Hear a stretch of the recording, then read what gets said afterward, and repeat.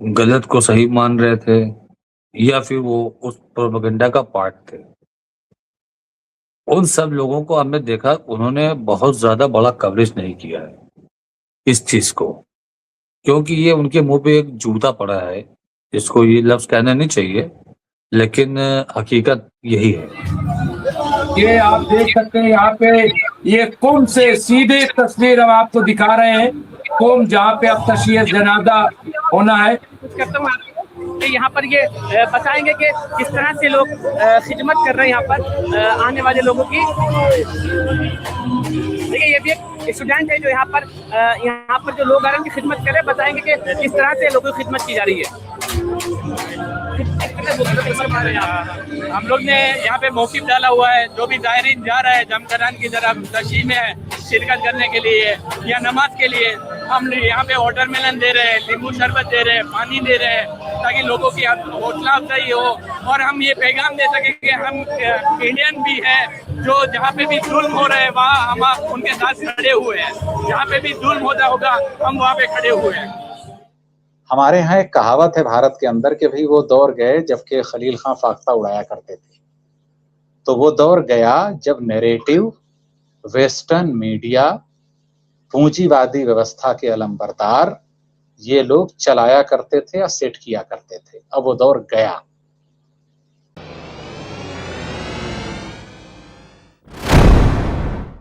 जी मुमताज भाई, आज 2 दिन से हम वेस्टर्न मीडिया के जो ब्लॉग है वो देख रहे थे, न्यूज़पेपर्स उनके देख रहे थे ऑनलाइन जा करके, और कुछ टीवी चैनल्स को भी हमने सुना। तो एक चीज़ तो क्लियर है, देखिए कि जितना ये लोगों ने दुनिया में भ्रम फैलाया था, प्रोपेगेंडा तमाम ये लोगों ने किया डोनाल्ड ट्रंप नेतन्याहू के इशारे पर, या आप ये मान के चलिए कि यूरोपियन कंट्री ये सारे लोग जो इस या तो उनके झांसे में थे, गलत को सही मान रहे थे, या फिर वो उस प्रोपेगेंडा का पार्ट थे।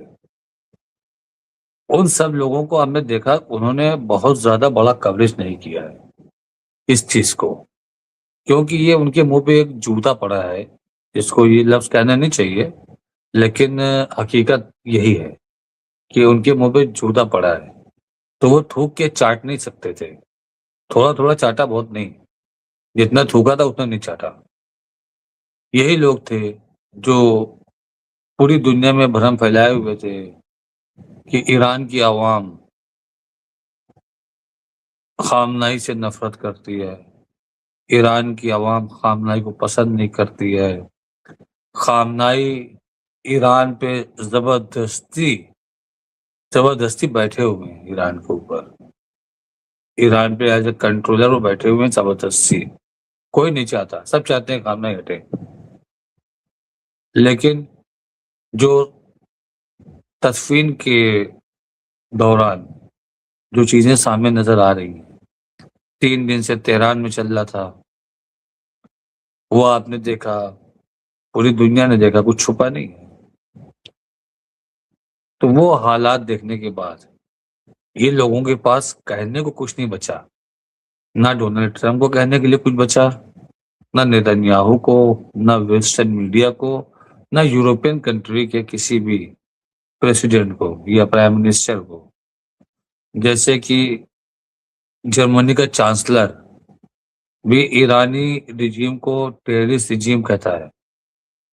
उसके 2-3 स्टेटमेंट हमने देखे हैं। वो जब अटैक हुआ तो उसका साफ कहना था कि अमेरिका ने कुछ टेररिस्ट, उस रिजीम के कुछ टेररिस्ट को मारा।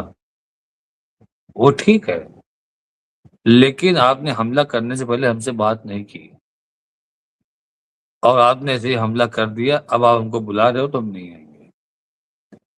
मतलब अगर वो आपको बता के हमला करता तो आप भी शामिल हो जाते। इनकी बातों का सीधा-सीधा यही निकल रहा है रिजल्ट कि आपसे अगर बात किया होता तो आप भी खुशी-खुशी शामिल हो जाते। तो इन सब लोगों के मुँह पे जूता पड़ा है। इतना बड़ा क्राउड, ये आप देखिएगा गिनीज बुक के रिकॉर्ड में ये अब तक आ गया होगा। इससे पहले का एक क्राउड था तकरीबन 1.5 करोड़ का, उससे बड़ा क्राउड देखा नहीं गया। तो जो हालात ईरान के हैं वो हालात पूरी दुनिया देख रही है कि जिन लोगों को बताया जाता था कि ये लोग नफरत करते हैं, आज वही लोग आंसुओं से रो रहे हैं।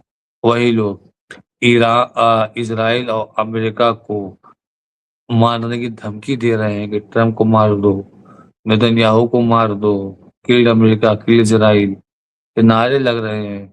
यहाँ तक कि यार अतल हुसैन के झंडे लेकर के लाखों की तादाद में लोग आए थे कि बदला लो, हमको बदला चाहिए। एक आवाज उठी बदला लेने की। उसी के ऊपर अभी हमने आपके में एक मैसेज डाला था कमेंट में कि उसी से फ्रस्ट्रेट होकर के अमेरिकी राष्ट्रपति ने कहा था कि इमरान ईरान के साथ समझौता होगा या अमेरिका काम पूरा करेगा। काम पूरा करने का मतलब क्या है कि आप वहां की संस्कृति को, सभ्यता को खत्म कर दोगे, आप पूरे के पूरे 9 करोड़ ईरानियों को मार दोगे। आप काम पूरा कैसे होगा, किस तरीके से आप काम पूरा करोगे? तो ये इन लोगों के अंदर का एक फ्रस्ट्रेशन है। और ये बात हमने आपसे पहले दिन भी कही थी और रोज कहते हैं कि 9 तारीख तक ये जनाजा इनके लिए लानत रहेगा। जितना क्राउड रहेगा उतना इनके ऊपर लानतें पड़ेंगी और ये पूरी दुनिया में शर्मिंदा है। खैर बेशरम लोग हैं, लेकिन जिस तरीके से छाती चौड़ी करके डायलॉग डिलीवरी होती थी अब तो वैसे नहीं हो पा रही है। क्योंकि आज भी डोनाल्ड ट्रंप से मीडिया पूछती है, ऐसा नहीं कि नहीं पूछती है, वो भले ही उनकी खबर का पार्ट ना बने, क्वेश्चन होता है डोनाल्ड ट्रंप से कि आपने तो कहा था कि वहां की आवाम खामनाई के खिलाफ है, इसलिए आप रिजीम चेंज करने की बात कर रहे थे, लेकिन उनकी डेड बॉडी के साथ जितने लोग दिख रहे हैं ऐसा तो नहीं लगता। जस्ट उसके अपोजिट लगता है कि लोग उनको बहुत चाहते थे। तो उसका एक ही जवाब था कि जितने हैं वो चाहने वाले थे, जो नहीं है वो पॉपुलेशन को आप जोड़ लो कि वो हेट करते थे उनसे। मतलब 9 करोड़ में अगर 2 करोड़ 2.5 करोड़ है वही मोहब्बत करते थे, बाकी 7.5 6 करोड़, वो 7 करोड़ के लोग जो थे वो उनसे नफरत करते थे और उन्हीं के बुलावे पे डोनाल्ड ट्रंप ने हमला किया, ये वो कहना चाह रहे थे। तो अब इनके पास कहने के लिए कुछ बचा नहीं है। और जिस तरीके से ईरान मुत्तहिद है, ईरान फुल्ली कॉन्फिडेंट है कि अमेरिका के खिलाफ वो कितनी भी बड़ी लड़ाई वो लड़ सकता है। उसको पता है कि हमारी आवाम हमारे साथ है, वो किसी भी जंग से दूर नहीं है, किसी भी जंग से भागने वाला नहीं है। लेकिन एक शुबहा है मुमताज भाई, एक शुबहा ये है कि 9 तारीख के बाद किसी दिन भी इजराइल की किसी गलती पर ईरान बड़ा हमला कर सकता है। बड़ी गलती in the sense Iran warn करेगा गाजा के लिए और लेबनान के लिए फिर, और ये नहीं मानेंगे, ईरान हमला कर देगा। इसी तरीके से देखिए एक दूसरा चैप्टर खुल गया, शायद उसकी चर्चा नहीं हो पा रही है जबकि होनी चाहिए। हूतियों का, जो सऊदी अरब समर्थित सरकार है यमन की, हूतियों से उनके बीच हमले शुरू हो गए। 4-5 साल पहले जो एग्रीमेंट हुआ था कि हम लोग एक दूसरे पर अटैक नहीं करेंगे, वो सीज फायर का वॉयलेशन हो गया। कम से कम 15 से 20 लोग यमन के, जो सऊदी अरबिया की समर्थित सरकार है, 15 से 20 सोल्जर वहां मारे गए। और सरकार ने दावा किया कि 35 से 40 सोल्जर हमने यमन के मारे, हूथियों के मारे 35 से 40। तो आग हर तरफ लगी है। हमको ये उम्मीद नहीं थी कि मिडिल ईस्ट में दूसरी आग शुरू होगी, लेकिन हो गई है। अगर यमन और ये मैटर कंट्रोल नहीं हुआ सना वाला, तो आप देखिएगा कि ये एक बड़ा विकराल रूप ले सकता है और इसका सीधा सीधा फायदा इसराइल और अमेरिका को होना है, क्योंकि वो चाहते हैं खुद ही कि लोग उलझे रहें, कि लोग आपस में लड़ के कमजोर हो जाएं, ताकि कमजोर आदमी को मारना हमारे लिए आसान है, मजबूत आदमी को मारना हमारे लिए आसान नहीं है। तो मुमताज भाई, ये जनाजा आज मेरे ख्याल से कुम वहाँ पहुंच गया है और वो हेलीकॉप्टर के जरिए गया है, क्योंकि बाई रोड ले जाना पॉसिबल था नहीं। हर जगह पर उनको क्राउड मिलता, हर रोड उनको ब्लॉक मिलती और वहां से कम मेरे ख्याल से 6 घंटे का रास्ता है, 5 से 6 घंटे का बाय कार कुम से तेहरान का 5 घंटे का लमसम है रास्ता। तो ये 5 घंटे का रास्ता उनका 15-20 घंटे का भी हो सकता था कि रास्ते में जो भी आबादियां थी वो सब सड़क में मिलती। तो बेहतर तरीका उनके लिए यही था, वो हेलीकॉप्टर के जरिए कुम ले गए और वहीं से हेलीकॉप्टर से ही वो मशहद ले जाएंगे, क्योंकि कुम से मशहद की दूरी 1000 किलोमीटर, 700 किलोमीटर के आसपास है, 700-800 किलोमीटर। तो वो हेलीकॉप्टर ही वहां भी यूज होगा।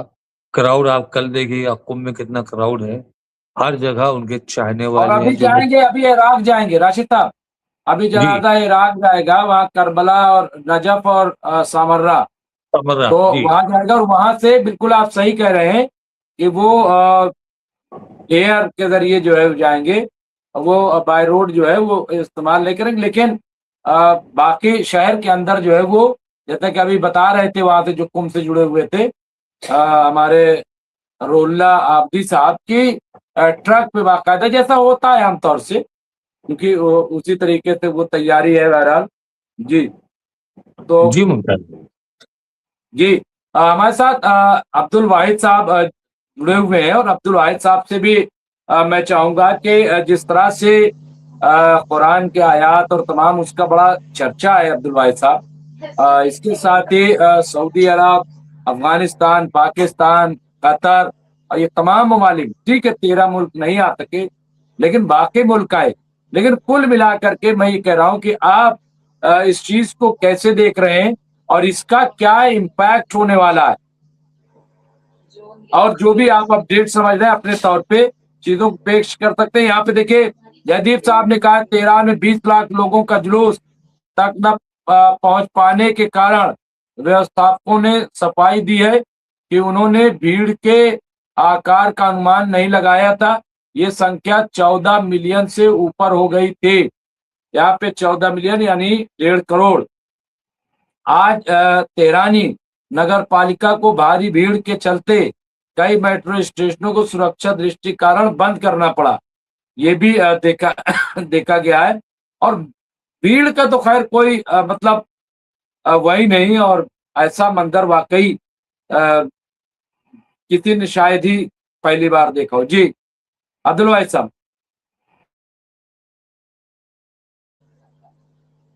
बहुत बहुत शुक्रिया मुमताज भाई और जी राशिद साहब और आप और जो भी नाजरीन जुड़े हुए हैं हमसे, सबको अस्सलाम वालेकुम।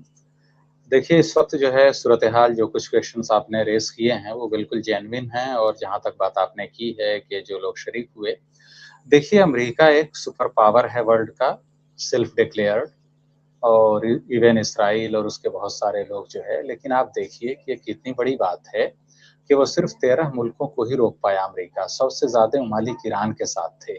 तो आप देखिए कि पलड़ा किसका भारी है, इतना सब कुछ जो है पूरी एक्सरसाइज करने के बाद। उसके बाद देखिए कि जो गलती की पैदाइश हुई है उसकी 250वीं सालगिरह मना रहा अमेरिका। मुझे बताने की जरूरत नहीं, सब लोग जानते हैं, गूगल कर लें, सर्च कर लें अमेरिका कैसे पैदा हुआ, कैसे खोज हुई अमेरिका की, गलती की पैदावार है। तो गलती की अपनी सालगिरह मना रहा है, 250 साल हो गए उसके गलती के वजूद में आने के सालगिरह के। बहुत कोशिश की, तकरीबन कई साल से 5-6 साल से अमेरिका की पूरी गवर्नमेंट, बाकायदा एक बजट पास हुआ कि हम इतना बड़ा जश्न मनाएंगे, सब कुछ करेंगे।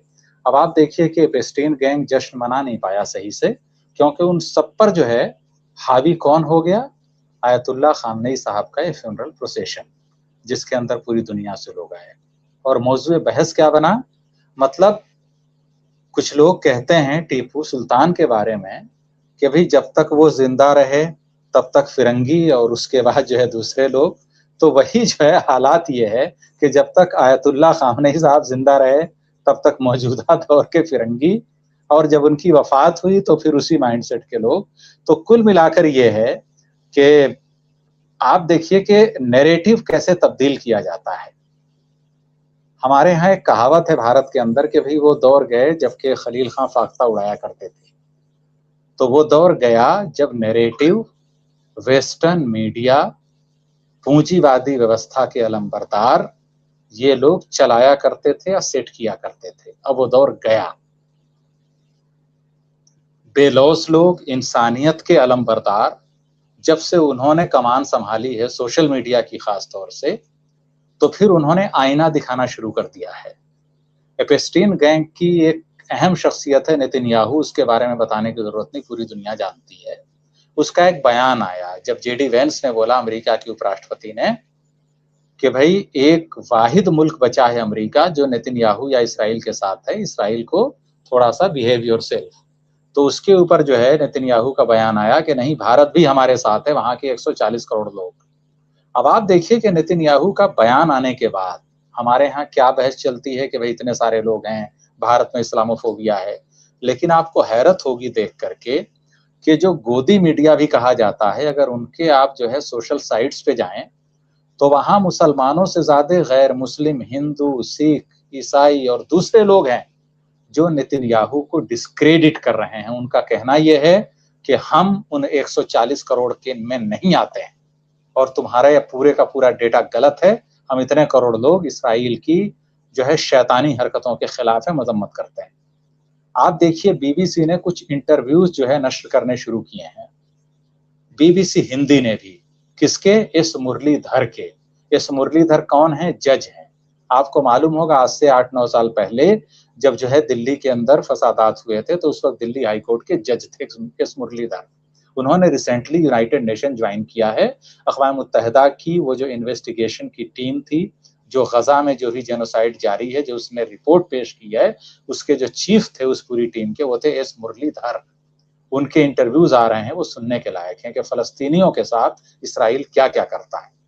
अब आप बताइए कि वो इंटरव्यूज भारत में भी वायरल हैं और उस पर आप देखिए रिएक्शंस हिंदूज के, मुसलमानों के रिएक्शंस कम हैं, हिंदूज के ज्यादा हैं, और वो भी फलस्तीन की हिमायत में।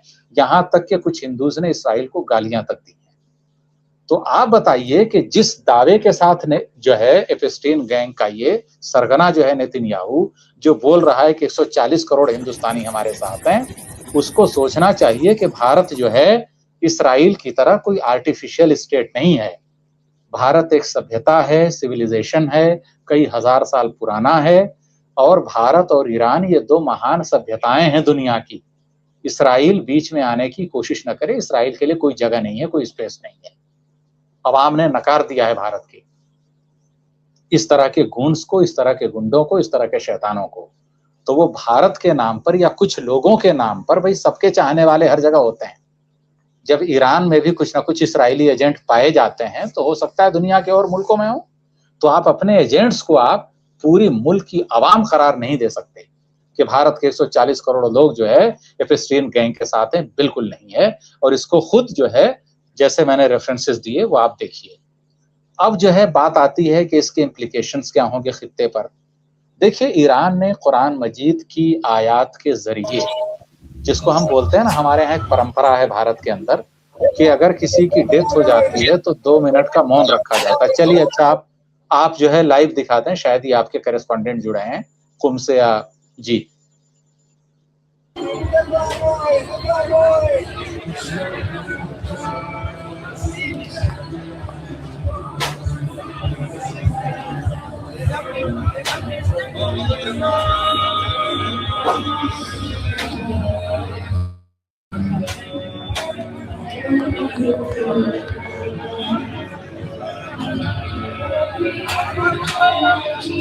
गोलदार साहब क्या अपडेट है?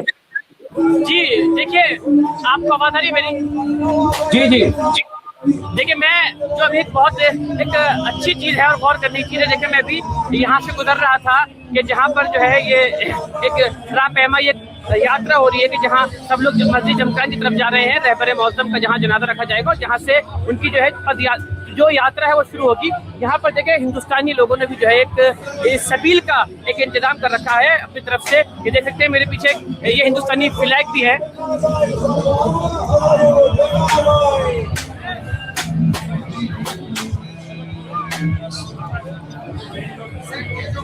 ठीक है, यहाँ पर आप जिसको भी देख रहे हो, जितने भी लोग यहाँ पर आपको नजर आ रहे हैं, वो सब जो है हिंदुस्तानी लोग हैं और वो खिदमत कर रहे हैं यहाँ पर आने वाले लोगों की, कि जो इस प्रोग्राम में यहाँ पर हिस्सा बनने हैं, उन सबकी खिदमत के लिए लगे हुए हैं और ये इज़हार मोहब्बत दिखा रहे हैं अपने रहबर से।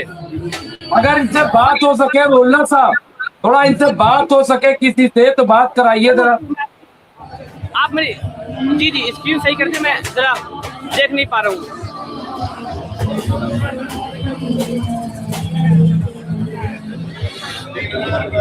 अगर इनसे बात हो सके, अगर इनसे बात हो सके कुछ। जी मैं किसी से बात करने की कोशिश करता हूँ। आपको देखिए कि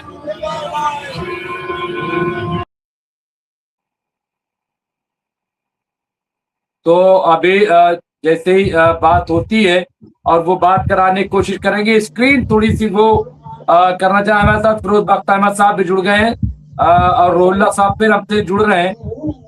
वो जी रोल्ला साहब, अगर बात हो सके जरा बात कराइए। जी देखिए मैं बात करने की कोशिश करता हूँ। यहाँ पर देखिए कुछ लोग मौजूद है जो यहाँ पर खिदमत कर रहे हैं, यहाँ पर आए हुए लोगों की, वो सब तकरीबन हिंदुस्तानी लोग हैं यहाँ पर। मैं आइए किसी से बात करने की कोशिश करता हूँ कि वो क्या मकसद है यहाँ पर खिदमत करने का। वो हिंदुस्तानी है और जो ईरानी लोग हैं उनकी खिदमत क्यों की जा रही है। सलाम आप बोले आप जो खिदमत कर रहे हैं, ये किस लिए आप लोग खिदमत कर रहे हैं ईरान में?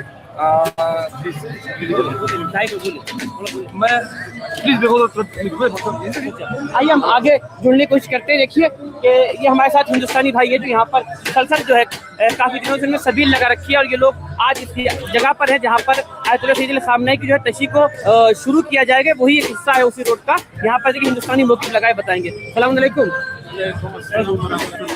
आप बताइए कि सबील जो लगाई है आपने, ये कब से है और इसलिए आप लगाई है?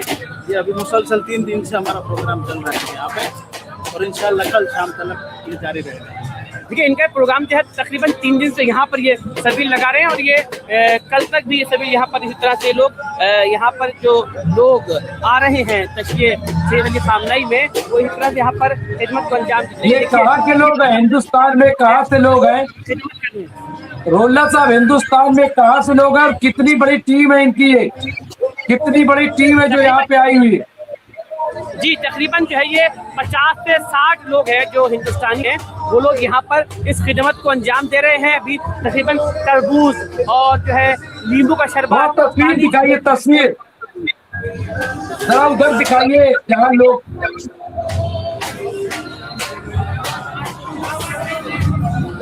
ये आप देख सकते हैं यहाँ पे ये कुंभ से सीधे तस्वीर हम आपको दिखा रहे हैं। कुंभ जहाँ पे अब तशरीह जनाजा होना है। करता हूँ कि यहाँ पर ये बताएंगे कि किस तरह से लोग खिदमत कर रहे हैं यहाँ पर आने वाले लोगों की। देखिए ये भी एक स्टूडेंट है जो यहाँ पर जो लोग आ रहे हैं उनकी खिदमत कर रहे हैं। बताएंगे कि किस तरह से लोगों की खिदमत की जा रही है। हम लोग ने यहाँ पे मौक़िफ़ डाला हुआ है, जो भी ज़ायरीन जा रहा है जमकरान की तरफ तशरीह में शिरकत करने के लिए या नमाज के लिए, हम यहाँ पे वाटरमेलन दे रहे हैं, नींबू शरबत दे रहे हैं, पानी दे रहे हैं ताकि लोगों की हौसला अफजाई हो और हम ये पैगाम दे सकें कि हम इंडियन भी हैं, जो जहाँ पे भी जुल्म हो रहे हैं वहाँ हम उनके साथ खड़े हुए हैं। जहाँ पे भी जुल्म होता होगा हम वहाँ पे खड़े हुए हैं। देखिए साफ तौर से इन लोगों का कहना है कि हम लोग किसी भी जुल्म के खिलाफ खड़े रहें और इंसाफ के साथ खड़े रहेंगे। देखिए हमने भी कॉलोनियलिज्म का वहाँ पे शिकार रहे हैं। इंडिया में हम लोग को भी पता है कि 250 साल जो हमने जुल्म सहन किए।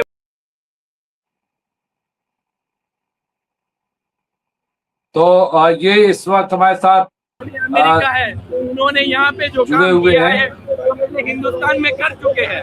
तो हम ये दिखाना चाहते हैं कि जो जुल्म हमारे साथ हुए उसका दाम हमने चखा हुआ है। तो हम यहाँ पे आपके साथ खड़े हुए हैं ताकि ये जो इस्तेमाल हो रहा है उसके आपके ऊपर वो ना हो, और हम अपना जो दिली रिश्ता है आपके साथ, हमारा जो फरहंगी रिश्ता है उसमें भी हम आपके सपोर्ट में हैं।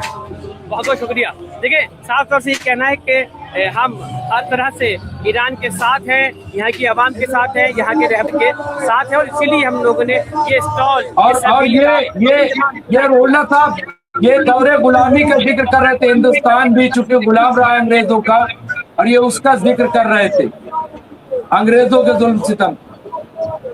जी जी जी बिल्कुल। तो फिर हम आपसे जुड़ेंगे रोला साहब। तो ये मनादिर हम देख रहे थे इस वक्त, जो हमें बहुत बहुत शुक्रिया आपका रोला साहब कि आप हमसे जुड़े और ये पूरा मंजरनामा आपने देखा कि